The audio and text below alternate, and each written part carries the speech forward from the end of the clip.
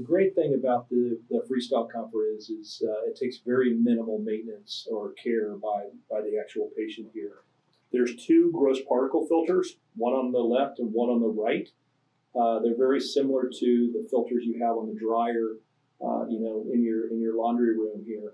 To clean the gross particle filters, you just want to use a little bit of soapy dishwater, wash them out, and then dry them because it is an intake filter. And then you just put it right back onto the unit again.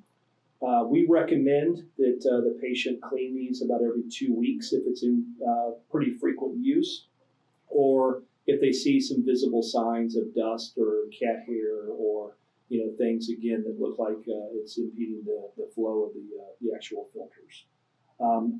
The only other care item that the patient may want to do is by using some mild detergent, wipe down the unit to keep it clean.